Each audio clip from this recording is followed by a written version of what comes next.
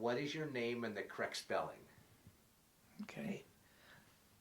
My name is LaVergne Thomas, and it's LaVergne Thomas, Thomas. And is there a gap between L.A. and what? Is that French? Right. French. And is that your maiden name or a married name? That's my married name. And your maiden name? Well, Chargnard. Chagnard. Ah, oui, oui. There's the French. There it is. There it is. Because Thomas is not a real French name. No, it is. And where, I know this is rude of me to ask, but where and when were you born? Okay, I was born in Louisville, Kentucky, 1921, March 31st. Oh, good. Another March person. I'm March 14th. Are you? Yes, ma'am. Me and Albert Einstein, but they gave all the brains away to one person, I think. And it wasn't me. I have to say mine's Al Gore. Oh. That's the only one I know. So Kentucky. My family lived there for 2 or 3 generations. And what did your parents do? My dad was an engineer. Engineering. Mechanical. Mechanical, okay. And my mother was a housewife. She didn't have any career in those days. A little different back then. Yeah, wasn't it was. What now? And how many children in their family? My dad was in a family of 3 or 4, I guess. And my mother was in a family of 5. And their names, your mom and dad were? Florence and Maurice Chargnard. Again, a very close to Chevalier. Chevalier. Oui, oui. He was from New Orleans. And did you have brothers or sisters? 2 sisters. I'm the oldest. You're the oldest. So when did you end up in Texas then? It was during the Depression, so things weren't good work-wise. So he had a friend in Houston, and he wanted him to team up with him. So he started a business down there. It's interesting because historically we read about the Depression, and in retrospect we know it happened. When you were in the Depression, were you aware of? No. I didn't really know what it was. Mom and Dad had food on the table. That's right. That's right. Did you have to go without that, of clothes, shoes? But that's where you cut down. Shoes were a big thing, I can remember. So I'm a shoe horse, I guess you call it now. I love shoes. Isn't it interesting what hangs on over the years? Some people it was food, they'll hoard food away. Yes, I know it. But shoes are, my daughter teases me. I said, well, that's throwback from the Depression. Makes it easy at Christmas. What do we get, Mom? I'll get her some shoes. I hadn't thought of that. So as a little girl, most of your time was in Texas then, correct? Is that where you grew up, was in? No, I moved there out of high school. Oh, out of high school. So what were you like as a little girl? Were you a tomboy or a girly girl? Or Tomboy. Tomboy. I liked to climb, and we called it an acting bar, but it's a swing set, type thing. I think I wanted to be in the circus on account of that. That was going to be my question. As a little girl, did you have dreams of what you wanted to be? It wasn't nursing. It wasn't? So I'm trying to think. How did you, because it's interesting, for a little girl, do you remember any role models that you had when you were a little girl, who you looked up to and thought, oh, I want to be like? In those days, not too many people had careers. Women, they either worked at the phone company or they became teachers. And they are nurses, but nurses weren't played up at the time. So how did you finally decide to? I had friends in my class that were going into nursing. And my mother always wanted to be one. And we had doctors that lived in the neighborhood, and I played with their daughters. So I got the feel for it. So out of high school, then. So where did you go to nursing school, and what was it like? I spent 1 year in Louisville in nursing, and then when my family moved to Houston, I enrolled in St. Joseph's Nursing School of Nursing down there, and finished down there. So was that a Catholic organization? So what was it run by nuns? Or Oh yes. So what was this campus like? What was? We had a separate nurses building across from the hospital, and as far as land around it, there wasn't any. But it was a large hospital. And then I assume the teachers were nuns and habits and the. And then they brought in doctors for certain courses, and also teachers from University of Houston. That was the only university there then. Did you have a uniform? Oh, we wore the white. Always the white. And the cap. We didn't wear the stripe until we graduated. Then you could put on the stripe. That was a big deal then. Couldn't wait for that. And there was like a capping ceremony too? Yeah. There was. So was that a 2-year, 3-year, 4-year? It was a 36-month, because you were there summers too. Oh, wow. Lived in a dorm or? Yes, it was a dorm. We had 2 nurses to a room. Do you remember who your roommate was? Oh yes, I remember. She became a Air Force nurse herself later. What was her name? Holub, good Czech name. Now, had you ever stayed away from home before that? To come to think of it, I don't think I had. But then my folks moved to San Antonio and left me. And then I really got homesick. That's why I was wondering if you did get homesick. Oh yes, I did, and a lot of them did. So how intense was the training? It was intense. You had long hours. You'd go on duty at 7 in the morning. You'd work till 10, and then you'd be off till 2 p.m. and go back till 7 p.m. because that was when the hardest work was. So you did that, and you only had 1/2 a day off a week. You didn't have the weekends. It's a half a day during the week. Wow. So it was different. So was most of the training hands-on then? I mean, A lot of clinical, yeah. I assume back then nurses could do more than they do now. I mean, you You didn't have the specialties that you have now. So you got a variety of things you had to do. I mean, now they don't even give IVs unless they call in a team, you know. But we did it. We got to do a lot of things. a team of one. Even delivered a baby one time in the hospital. So, do you remember where you were on December 7th when Pearl Harbor? I was on night duty, so I was asleep when the famous speech was delivered about 2 in the afternoon. Of course, all of the nurses woke us up to tell us what happened, you know. We were stunned. So from then on, you thought, uh-oh, maybe this is what I'm going to do.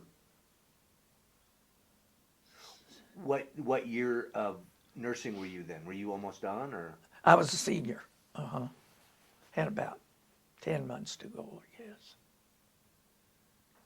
So that was, you were aware that we're at war, probably going to need a lot of nurses. Were people excited by that or scared by that, or? A lot of the nurses evidently, it scared them off. They didn't even think about it. But then there were some that knew that's what they were going to do. Were most of the nursing students basically the same age? I mean, Oh yeah, high school into nursing. we were 21. when we graduated. Wow. So, So how did you finally decide to get in the service, or how did that happen? well, I knew as a senior, I found out what the procedure was. And it was, first you had to contact the Red Cross, because they were the ones that fed the nurses into the war bases. And then you filled all this stuff out, and they sent you a pin that you were now a Red Cross nurse.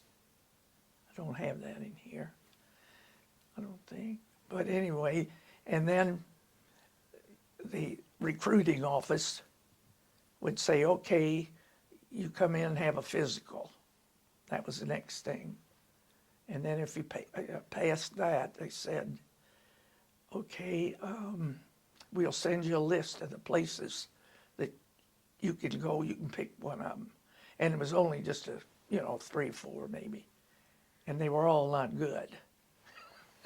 And I thought, I think I'm going to call a friend at Randolph Field.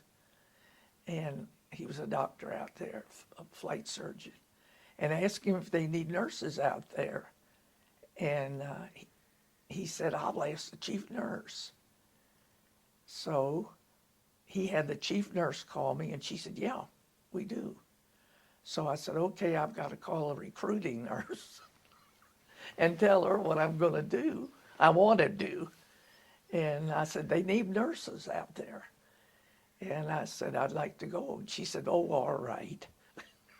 So she fixed the papers up that I was to be assigned out there.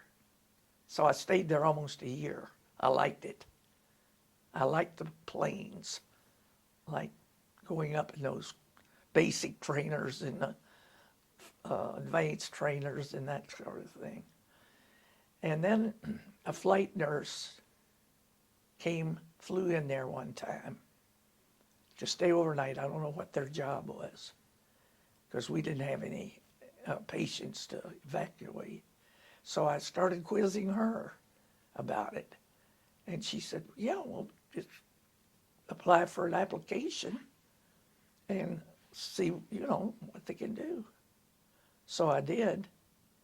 And then you had to take a 6-4. That's a pilot's physical. And if you pass that, then you were, in the next step. And my colonel said, I don't have to release you. And I thought, oh, I want to be released. But anyway, so they accepted me. And one other nurse. And of course, we became close friends the rest of the war. We went up there together. And since they didn't have patients there, what were you doing at the airfield before becoming a flight nurse? What did they? We had a base hospital. Oh, okay. Yeah, that's where I worked. So they were ready for patients, or they were... in Randolph, that's an old base. So they had an established hospital. But I mean, were you bringing soldiers in that were wounded, or were these dealing with things that just happened on the base? Yes, on the base. Oh, okay. Mm-hmm. So now I'm sorry. I was just going to say, if they got burns pretty bad, then we'd send them to the burn unit at Fort Sam, which was in San Antonio. So then from there we went to Bowman Field. That's where the flight nurses school was, Kentucky. And we stayed there, I guess it was 4 months training up there. What'd they do for training? They didn't know what we were going to have to be up against. They had no idea. This was pioneering, So they had us taking obstacle course, which was crawling on your stomach through all this brush and then going down in these ditches on your stomach, coming up, and they're firing overhead the whole time, And you didn't want to dare put your head up, because they wouldn't tell you whether it was blanks or whether it was a real thing. We didn't know. So we made it through that all right. And then they sent us to Alabama to the a chamber, air chamber.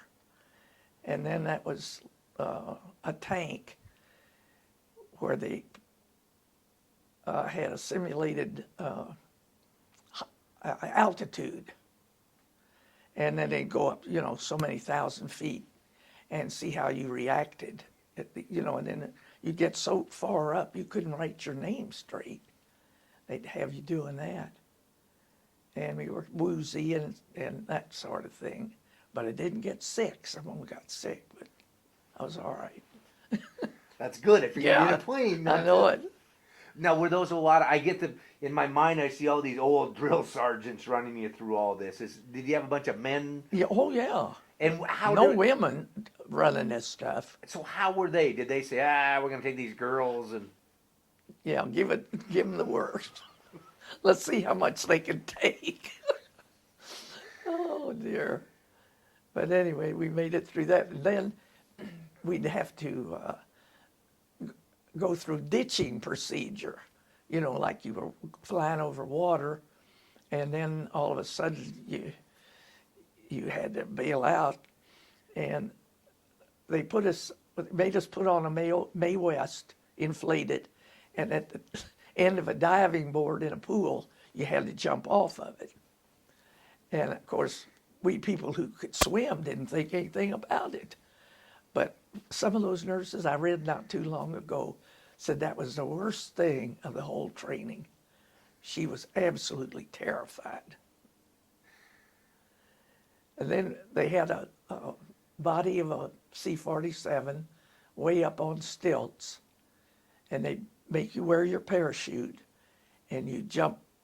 It wasn't that, it seemed like a distance, but then they had a rubber raft or something that caught you down there. It was strange. Oh, and then you had to learn how to shoot a .45. So they took you out on the range and made you do some target practice and then learn how to take the gun apart and put it together. We thought that was ridiculous. But they didn't know what we were going to, be up against, so they thought they better cover it. So they kind of put you through the same training the men went through, Mm-hmm. Mm-hmm. Now, were they giving you additional medical training also, or was it more just survival training? It was a survival mostly. So they didn't talk about different types of wounds you would see? Oh, yeah. Of course, we had pretty much knowledge of that. We had a technician we had to train. And we just pass everything on to him. Well, and as far as medical stuff. Who was a technician? What did they do? Where were they? They were going to fly with us. We were going to have a technician aboard. And they didn't have any background at all medically. So they started from scratch. So what were they a technician in? Or is that just a title they gave them? They gave them just medical tech. But no medical background? Well, they thought they had it. We had to teach them how to give injections and and how to do wound, dress a wound, and different things that they were going to have they may come up against. But a lot of times it was, I can see now, that they flew with us in case we got a patient we couldn't handle. Then we'd have somebody that could, handle them if they went berserk or something, which I look back and I think that's what it was. Huh. But after we went through all this training them how to give injections, and they'd shoot an orange, your wife will know about that. Yeah. And then at the end of the course, the instructor, our instructor, said, all right, now you boys are going to have to give the nurses their overseas shots. Well, we thought, oh. And anyway, the poor boys were scared to death. Anyway, I got the poor technician, it wasn't mine, but they mixed him up. And he he gave me this injection, and it scared him so badly that when he went to pull it out, he pulled it out pretty fast and left the needle in there. Well, that's nothing because it has a base, but he was just devastated. And I said, okay, now pull the needle out. And so I don't know what happened that time, but when I was in France picking up supplies, this one little GI came out and he said, do you remember me? And I said, well, no. He said, well, I'm the one that gave you your shot. And he said, I never forgot it. And he said, I got out of the program. I felt badly about that. So he was in supply. So was there any pranks that you played against each other and all that? I interviewed one woman, and their prank was they saw everybody going in to get shots and then coming out the other side. So when they came out the other side, they were all going, oh, wow, wow, and playing pranks on the ones going. Did you have some camaraderie ship like that? Oh, yes, we always pulled stuff. I can remember at Randolph, we were on night duty, and I asked this nurse, I said, have you ever been down to the morgue? She said, well, no, I've never been down. I said, well, they got a neat little morgue down here in the basement. So I said, after a while, when things are quiet, we'll go down there. So I got one of the fellas on duty, and I told him what we were going to do. I said, now you go down ahead of us, and you get on that slab, and you pull the cover up over your head. Just lie very still. So we went down there, and I can remember we didn't turn on any lights because the moon was shining right through the window. So I said, oh, they got a body in here. And all of a sudden, I go to peel it down, the blanket, and he pops up. Well, she just screamed bloody murder and ran out of there. And of course, she was a little disturbed with me for pulling it, but it was funny. Did she get paybacks on you on that eventually or not? No, I don't think she did. I don't think so. So did you, you talked about having a roommate, or there was a woman when you went in, you said you remember. You guys, did you travel together then a lot as you went overseas? Oh, yeah. Oh, let me, before I get there, I one question I forgot to ask. When you enlisted, did you tell mom and dad, or? Oh, they took me to the enlistment thing, so they knew all about it. And what did mom and dad think? Well, they were reconciled by then because they'd heard it for months, so they knew that my mind was made up. They didn't say anything. Well, and I was close to home. I was wise enough to ask for Randolph, which was 18 miles away, so I could get home on weekends or whenever I was off. It was really nice. They called it it was called the West Point of the Air in those days, but it was also called the Country Club Base. It was a perfect setting, and you could stay the rest of the war. But no, I had to do something else.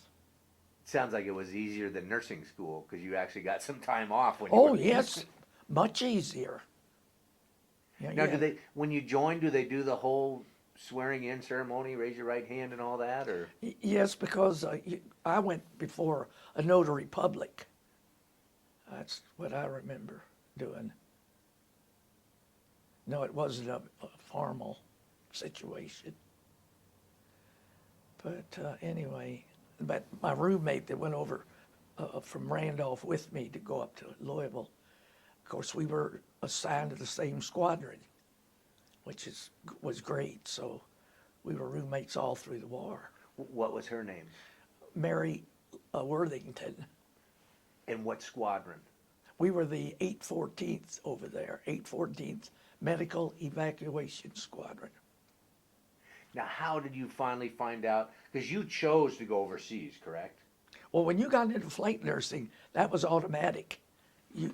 They didn't ask you. If you were there, that's where you belong, you know.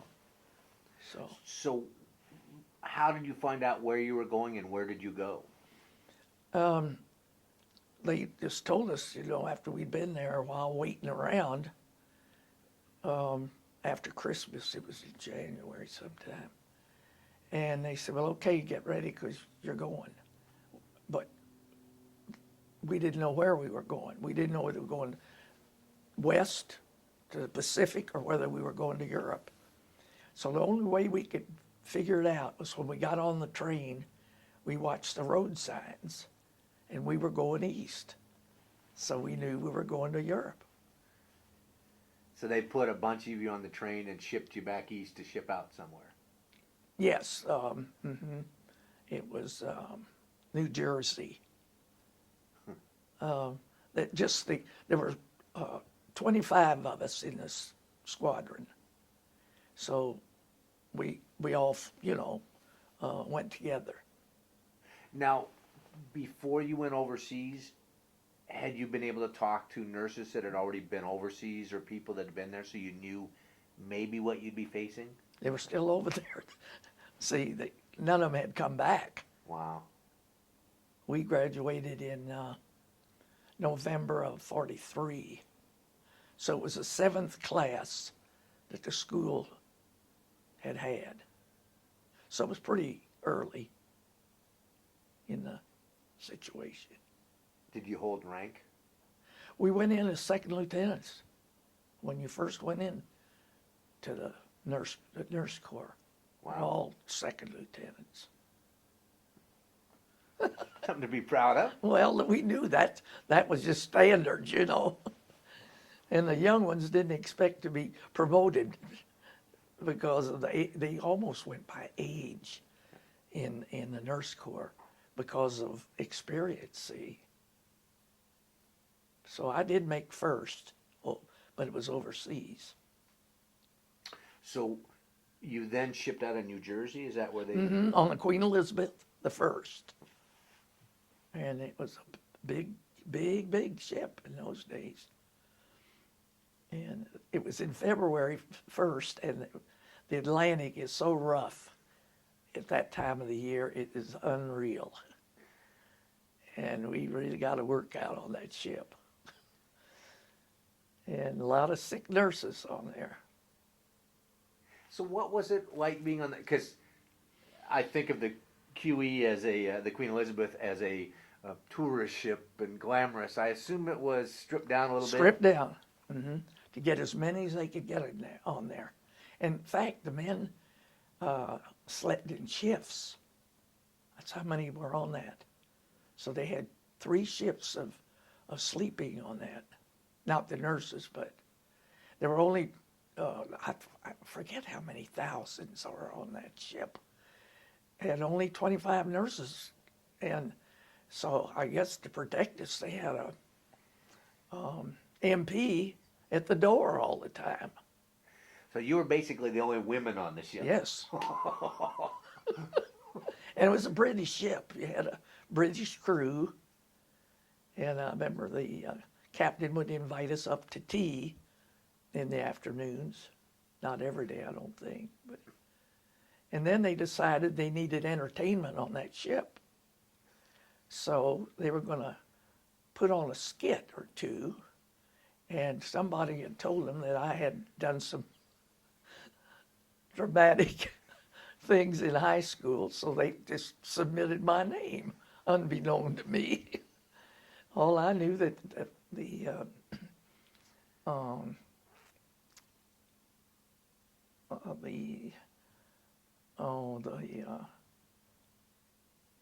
I want to say the minister, they have a name, the chaplain? Yes, that's what I'm trying to think.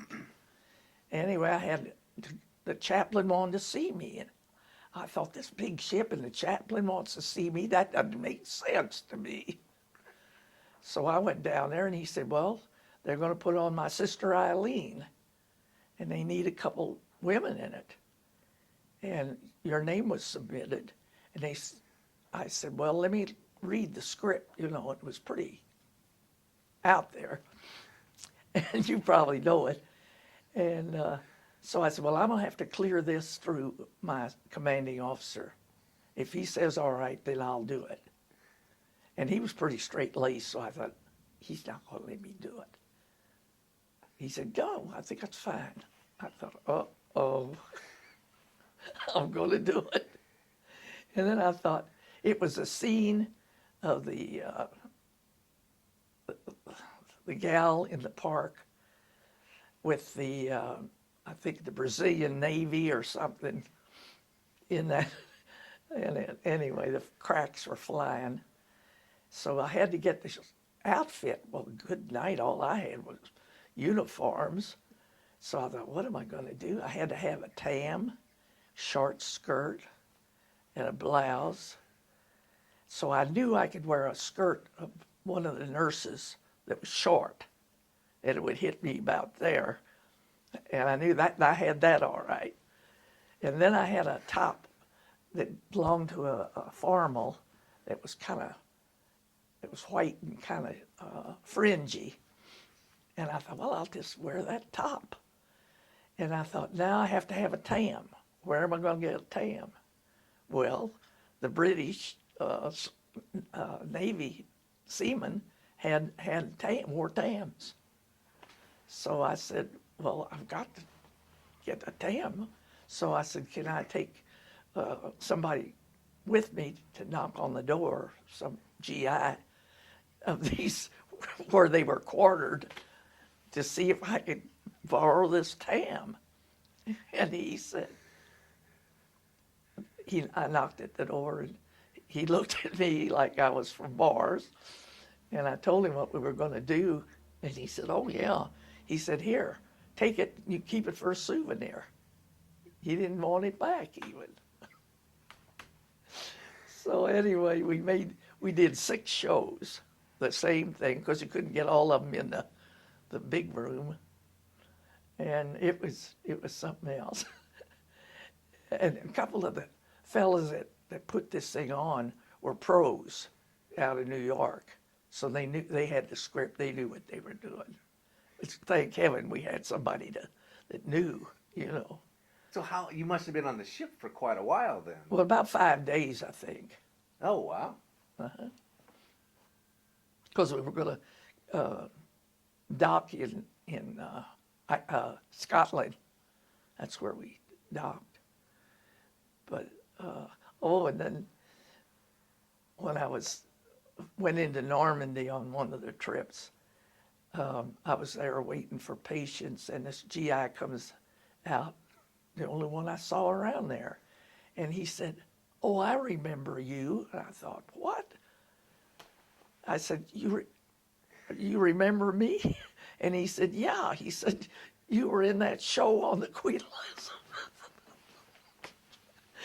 I thought, oh, good night. That was funny. That's hilarious. See, I'd never heard about anybody doing I heard about everybody being on the ships and being sick all the time. Well, most of them were. But some would just stay outside because they didn't want to go in. That's right, out on deck. That's where they were. Huh. But it was interesting. Wow. So where did you sailed to where then? To Scotland is where we docked.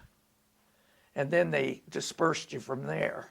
So we took a train down into England, and it was a base near the North Sea. Fullbeck was the name of it. Oh, it was an old, worn-out place. And I think it was an old British base, because we always ended up staying in the mess hall area where they had a building. And I was trying to think when we got there. Oh, the reason that we were up north, I found out after the war, I didn't know this, that and by the North Sea, that the Germans thought that we were going to invade up there close to the North Sea. So that's where but that was to fool them, you know. So that's why we had no intention of going in there. We were going to cross the channel down and into Normandy. So It was cold. It was a miserable place. We were glad to get out of there. In fact, while we're waiting around, we got there on 1st of February. D-Day wasn't until June 6th, so we had time in there. What did you do? Well, we practiced, different procedures, and then when we could fly, to keep our flying time up, we had to, get used to flying and used to the litters on the thing, mock set up. But then we would try to fly, and the weather was so bad. We'd sit out on the flight line, say from 6 o'clock in the morning till noon, and still couldn't get out. It was awful hard on us for waiting, really. Now, were you at this point, you landed in Scotland, you went up to England, are you really aware of war at this point, or are you still like, oh, look at this beautiful countryside? Well, we were, we didn't know what to expect. So we didn't do any real relaxing because we didn't know our role, really. It was all not cut and dried yet. So they sent us they sent 4 of us to a B-26 base to learn about the war. And we'd go to critiques with them, and we would go to the morning briefings before a flight. Then we'd go to the flight line and saw them off. And when they returned, we were at the flight line again, because a lot of them would get shot up and make it back to the base. So then we would escort them to the hospital. So you definitely were aware. Oh, we really learned the war there. We really did. And a lot about the makeup of these pilots and all. It was good training to see what they did. It's interesting because you had more knowledge than a lot of the infantrymen. If you were in at the critiques and the briefings, because that was the pilots, right? Yes. Pilots and maybe the bombardier and people. Yeah, but the navigators. average Joe wasn't privy. No, I hadn't thought about that. The rest of the crew, I don't know what they did. The gunners, they must have had some kind of a critique. And then to go after the mission, to go back in and hear what happened to them. That was a critique. And why did you make it over the target or didn't you? And how far off were you and everything. And I noticed it must have been that base. They were so unnerved. It was almost chaos. They would give them a shot of whiskey to get themselves together. So that's what went on. And these were, the pilots were a little bit older, but they're still pretty young. Yeah, 22, 23, right in there. So it wasn't all just steals of nerve. There was real fear coming back with. Oh, yes, definitely. And they were superstitious too. They built up these superstitions. This one pilot, he had a premonition.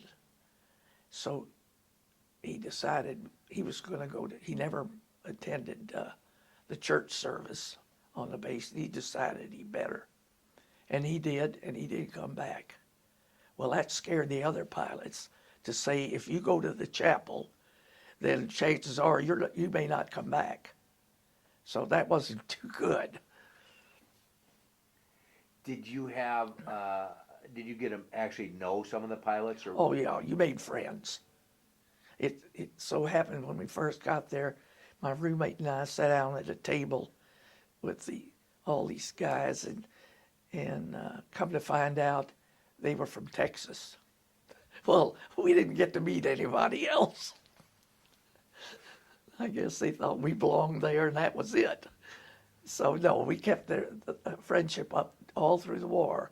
And they would come to our base with a B-26 and land. Of course, our colonel didn't like that. He called them foreign aircraft because we were a troop carrier. And he knew that we had friends because he'd call me up sometime and he'd say, one of your friends just dropped a flare in our motor pool. And that wasn't good. And he'd say, I got the tail numbers on those planes, so I know who they are. They're going to get it. And I'd say, well, Colonel, they weren't any friends of mine. Was there other people that had friends?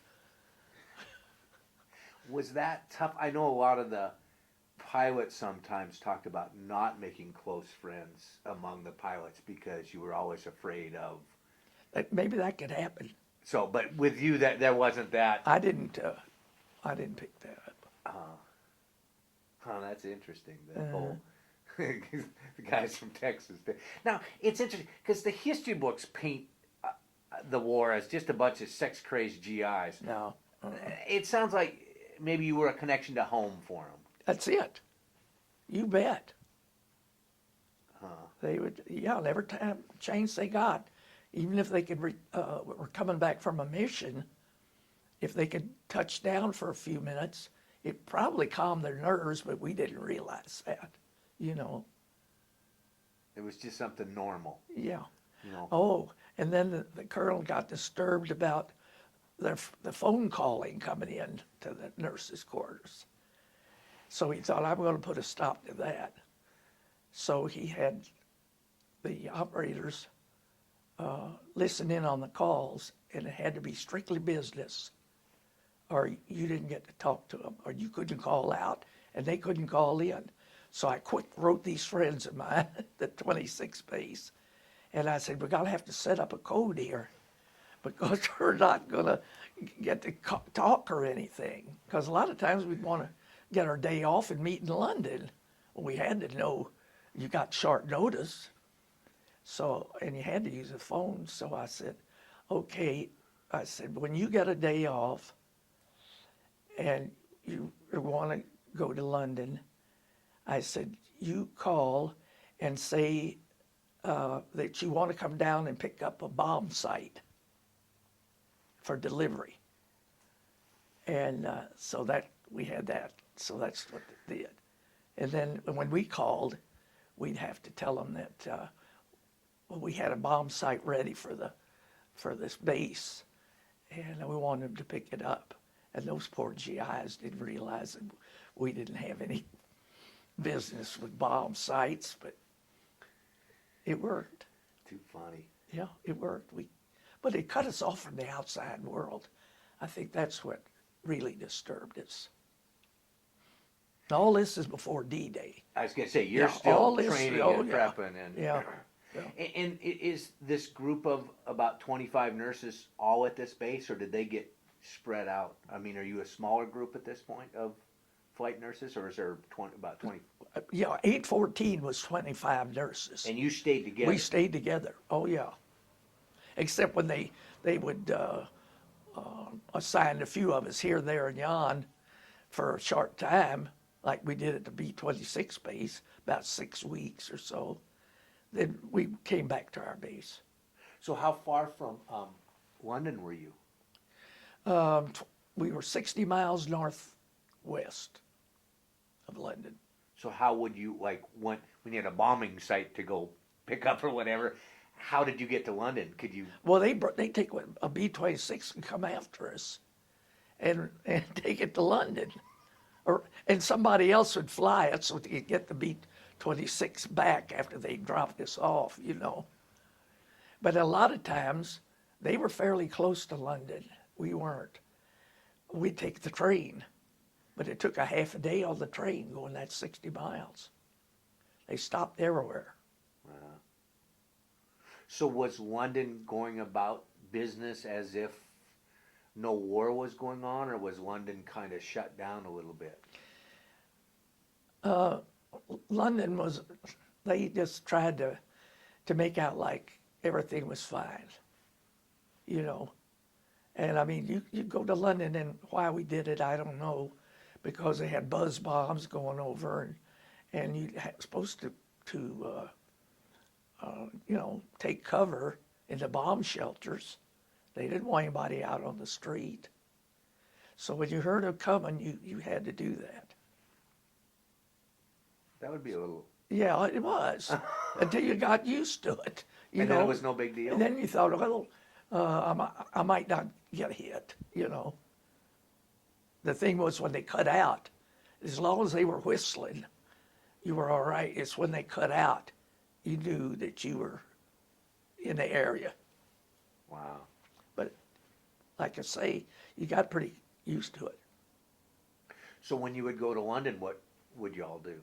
Well, I wanted to sightsee because I wanted to go to the Tower of London. I wanted to go to Westminster. I wanted to go to the Wax Museum. I had places I had to see. Some of them just wanted to stay in and go to a pub. The guys, they weren't too interested in this sightseeing bit, but the nurses were. See, that's what's amazing to me is, because when you watch the war movies, it's war going on all the time.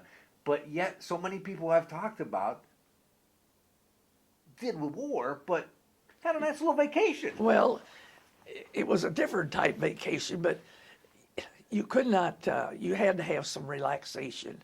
Like you say, what, R&R? That you had to, or you wouldn't have been able to do it.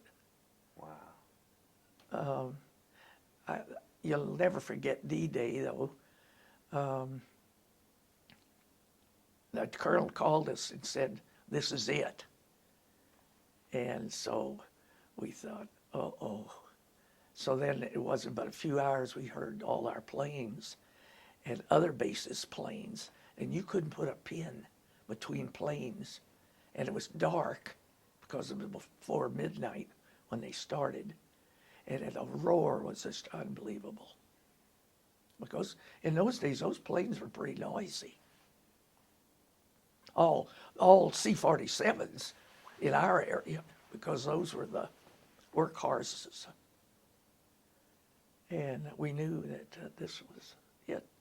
So we couldn't wait till they got back, and hopefully most of them would, and they did, but to hear what went on, So then some of them would come over and tell us what happened. And they'd be unnerved, but it was good for them to talk. I think that was part of our mission.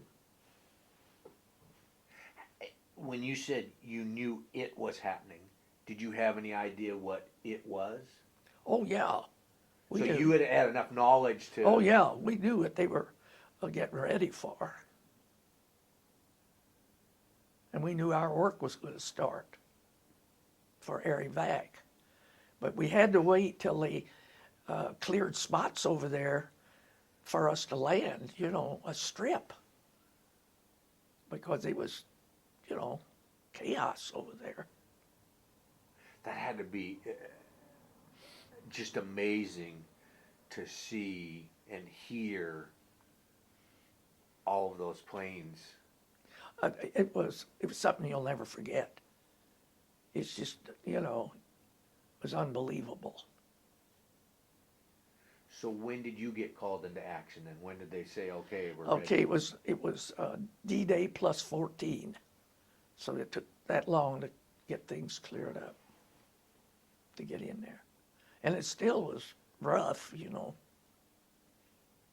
They still hadn't cleared out a bunch of stuff that they would get around to eventually. Before the D-Day, it was about a week, I guess, before D-Day. They said, okay, you're going to make a run to New York. And that was with patients, clearing out all the hospitals, our general hospitals in England, to get ready. So we knew what we were getting ready for. So we went and took patients to New York. I just looked it up on that first trip. Like I say, they wanted to go in a hurry, evidently, but they didn't change crews for the nurses. And I looked at the flying time, and it was right at 24 hours in the air but you had fuel stops. But by the time we got to New York, we didn't know our names. You know, we were just dazed. But we had fuel stops in, we flew out of Scotland, Prestwick. We had a fuel stop in Iceland. And then we had another fuel stop in Newfoundland, and then on into New York. So those were pretty long stretches of flying. And which planes were you on then? We were on C-54s on transatlantic, the big ones. And what were they, when you looked inside them, how were they set up? They were same setup as a C-47, only bigger, larger than that. So was that some, You could carry 24, whereas on a C-47 you flew with 18 patients, 3 high. So it would be 3 high, it would be 9 on one side, 9 on the other, in threes. and medical staff on that plane? Who all was there medically? Just a nurse and a technician. They didn't have anybody else. And at this point, these patients that you were taking to New York had been stabilized. Yes, they'd been right from the hospital, from a general hospital. But they had probably long-term care coming up. So they thought they're well enough to get home. That's the thing, is to be sure they're stable enough to make a flight like that. Because you could really run into big trouble if they weren't. Did you have conversations with these people? Oh yeah, you had to kind of, a lot of them were afraid to fly. They really were, especially paratroopers. They did not like it one bit. They like jumping. Yes, they want out of there. But, oh no, I remember I had a load of paratroopers and I was talking to one of them, leaned down, and I looked out the window and one of our engines went out. I thought, oh, I don't dare tell him. He'll go berserk on me. But they just went on they probably feathered it and went on. But it's amazing the knowledge you get. You learned about planes, you learned about bombing, you learned the medical. I did. It almost became a obsession with me as to be able to say how many planes, different ones, I got to fly in.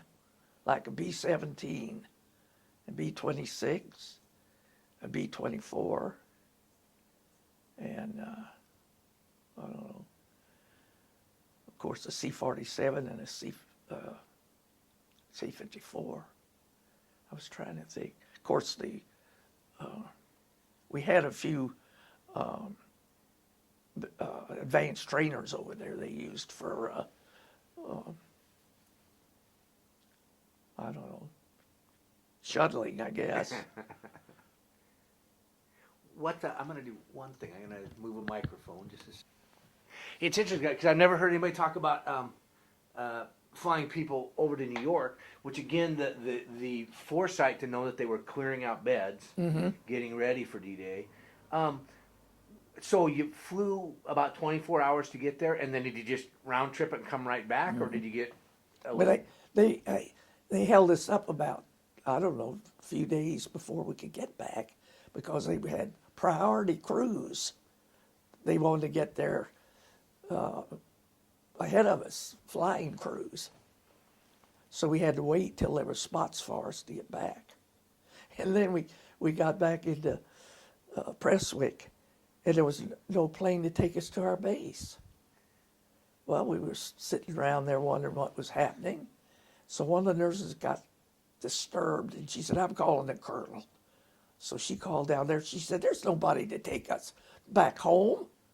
And he said, well, I'll get a plane up there to bring y'all back. Well, it wasn't.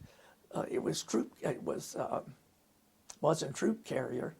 It was another outfit that came and got us. And then when we landed, and this was the day before D-Day, MPs came aboard aboard the plane. And we said, well, what are you doing there? We have to take you to the guardhouse. We said, what? You have to be identified and fingerprinted and everything. And we said, you know who we are.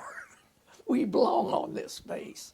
Well, those poor GIs, they said, this is just the orders, you have to do it. So, see, they weren't allowing anybody coming in on that base when they were ready for D-Day. So we got fingerprinted and everything. When you came back from New York, were you bringing cargo with you, or just... No, just all passengers. Oh, more... More soldiers, more Oh. personnel. So not only did you free up beds, but you brought back Yeah. more... Yeah, Wow. you had to bring, they had to load it with passenger. So D+14, they put you in a plane, C-47, right? And what happens that day? Well, you got your Mae West on, you took your parachute and all that gear that we had strapped on us. And we didn't know what to expect, when we landed on our little strip and waited for the field hospitals to bring us ambulances with the patients. And then they were loaded aboard. And we had to wait. We always had to wait. You took them up forever. That's the service, forever. And finally we got them aboard and then got to fly them back. And we'd go to a base where they had the ambulances ready to take them to the neighboring hospitals. So that was routine. Couldn't make too many flights a day because of the waiting. Do you remember flying in, what it looked like? Oh, yes. What did it look like? Everything looked bombed out to me, devastated, excuse me. That's all right. We stopped. Heard your story? I'm sure they've gotten bits and pieces over the years. In fact, my grandson had to interview somebody for World War II in his history class in high school. So I thought, oh great, I know a pilot. He can interview, for this thing. I said, I'll call him and tell him, what. He said, nah, I'll just do you. Like it was easier, I think. His teacher was fascinated because he'd never gotten any feedback from my angle of it. So, see, and that's how a lot of this will be used is students can take pieces of this interview and they can create their own multimedia project in class. Oh, really? Yeah. So, it's great. Wow. Now, when you went into Normandy, when did you start seeing patients, and what type of patients did you have to deal with? Well, the thing is with flight nursing, they come out from the field hospital. So the field hospital patches them up and wants them out because they're going to need long-term care down the line. So what they do is they get them as stable as they can. They have to be stable because you're talking about 4 hours time you get them to the hospital in England because of the waiting and all that. So they have to be pretty stable. Once in a while you get one you knew you weren't going to make it across the channel with. So luckily, I was lucky. I could catch it. I'd catch them before that engine started up and we got out of there. And I could tell the MPs to stop me an ambulance right quick and unload this patient, go back to the field hospital. Oh, so you'd send them back so they could take care of them there. Yeah, because I knew I'd never be able to get them safely across the channel. They wouldn't make it. What type of injuries were they facing? Oh, this one, it was a German POWs. And so all of a sudden, I heard one of them, they called you doctor. And I looked around and I looked down the center of that plane, and the planes kind of slant, you know, to the back. They're higher in the front. Anyway, I looked down the center, and there was blood trickling down the center of that aisle. And so I thought, oh, well, I got to trace this. So it was way at the front end of the plane, and I opened up the thing, and he had a hole about the size of my fist in the groin. No way to put a tourniquet on the groin. Just pack it the best you could, which wasn't stopping it, but it was slowing it down a little, so he could get back there to the. I often wonder what happened to him. If he didn't lose too much blood, you know. So your job then Was to get them out of the area. Really. Clear the area. They're marching fast through France. They don't want to be bothered with leaving anything, you know, behind them. So they would, as they marched forward, they would set hospitals up kind of That's behind right. the lines. That's right. Put them to there, and then to you. Is that? Yeah, then we'd go as close as we could fly in there. And they'd send the ambulances out. As soon as they got word we were there, then they would send the ambulances. And is it just a stream of ambulances coming? And Well, it just depends on how many planes were at a certain location. Sometimes we'd be alone. We'd be the only plane out there. So we didn't have but how many? 18. What's an ambulance take? 4? Something like that. 4 or 5 ambulances. wow. So when you would fly in, because you said as close to the action, mm-hmm. are you facing things coming at you? No, you could hear the big guns though, booming in the background. But we didn't have any flak or anything.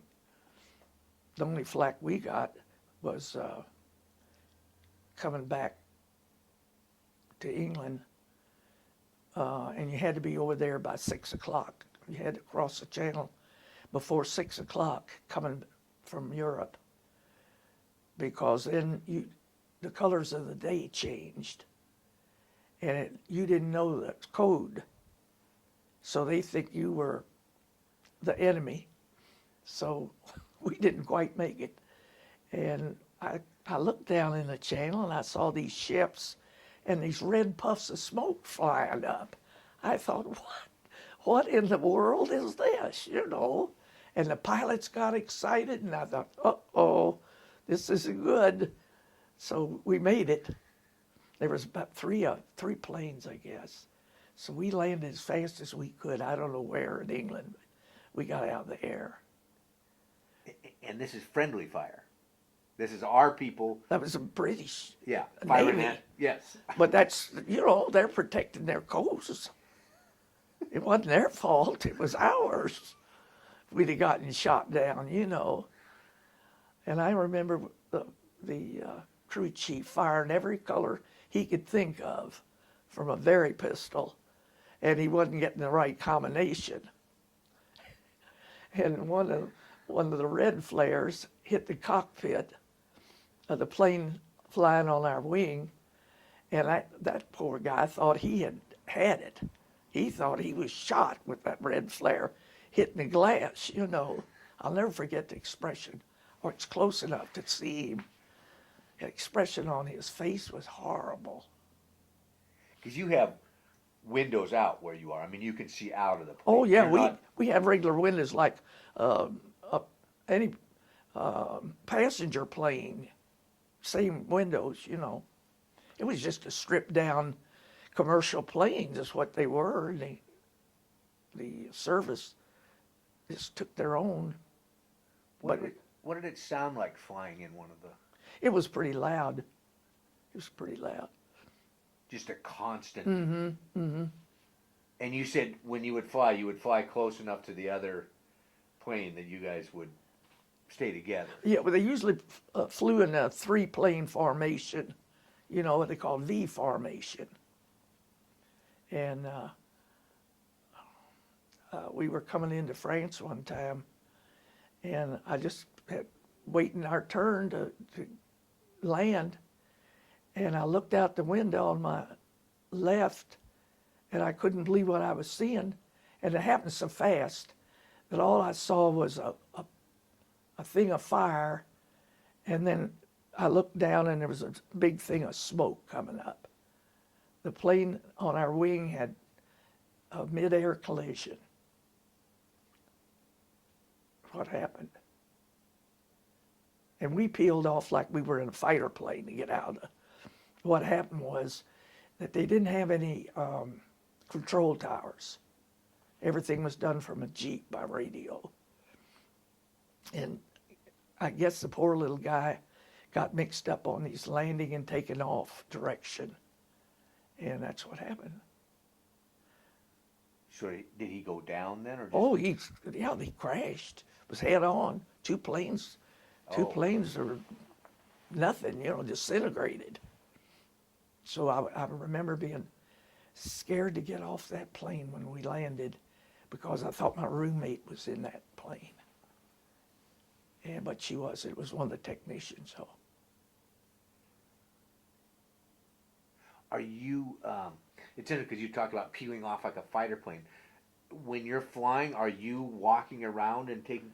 Oh, yeah. So you can be... Oh, yeah, you're never strapped down. In fact, you don't sit down very much. I can't remember sitting down except on transatlantic. Those are the longer flights. I'd rather have the short ones and do more of them. And to me, it was more excitement on the short ones. Variety. So what were you doing? I mean, when you were flying? When I was flying? Yeah. You checking wounds because dressings have to be changed a lot. So you're doing that. And what else do you do? Well, you're going to be sure they have water, but you don't give any medication unless they're in big pain. I mean, you don't have regular routine pills or anything like that to give them. They just don't do that in the air. How long was the hop from? Well, it'd take you over an hour to get from where you were to get to the channel and then get to wherever you were supposed to make connections in England. So it took a couple hours at least to do that. Were the planes pressurized? No, we didn't go that high.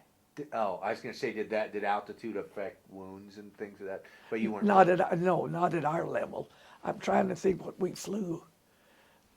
Was it 6,000 somewhere in there? I think. Was it warm or cold or? Oh, it was cold. Yeah, especially, you know, the winter months were. Of course, this summer it was all right, but those winter months, boy, were cold. What did you wear? Did you wear some form of flight suit, or what did you wear? What was your garb that you had on? Well, it's in these pictures, but we had we always wore slacks, of course, and jackets, usually Eisenhower jacket. And then we had leather jackets like the pilots. We could put on that fleece on the inside, and lightweight leather jackets for other types of weather. So that was about it. We had jumpsuits we could wear. Once in a while we'd, zip up things. We could wear those if we wanted to. We didn't very often. I know the bomber pilots talked about the cold, and they were up higher. They were really bad. Yeah. So would you converse with patients? Or were they yeah. pretty well knocked out? No, they weren't. They were alert. We couldn't have them out. They had to be alert.